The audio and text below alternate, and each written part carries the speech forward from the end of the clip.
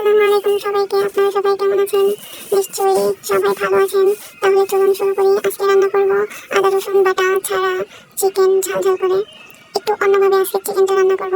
তার জন্য প্রথমে কড়াইয়ের মধ্যে পরিমাণ মতো তেল দিয়ে তেলটা যখন গরম হয়ে আসবে তখন কেটে রাখা পেঁয়াজ, কাঁচামরিচ, টমেটো দিয়ে ভালোভাবে একটু ব্রাউন করে ভেজে নেব।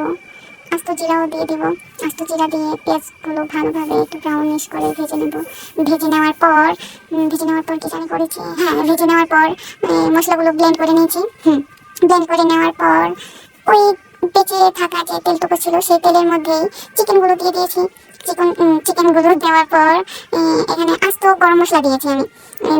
কি কি মশলা যেন, হ্যাঁ, তেজপাতা, আস্ত জিরা, দারুচিনি, এলাচ, গোলমরিচ গুঁড়ো, এগুলো দিয়ে ভালোভাবে একটু চিকেনগুলো ভেজে নিয়েছি।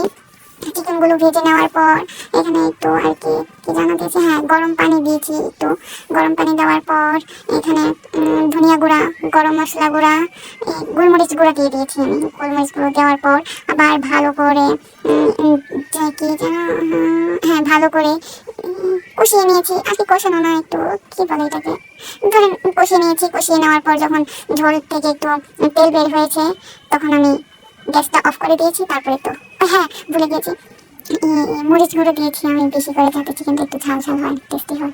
লবণ তো আছে। আপনারা বাসায় অবশ্যই ট্রাই করবেন যে কেমন হলো চিকেনটা এভাবে রান্না করে। সত্যি বলতে চিকেনটা অনেক বেশি মজা হয়েছিল সেদিন। আমার হাজব্যান্ড তো একদম চেটেপুটে খেয়েছিল। আপনারাও বাসায় রান্না করবেন সবাই। ভালো থাকবেন আপনারা সকলেই। আসসালামু আলাইকুম।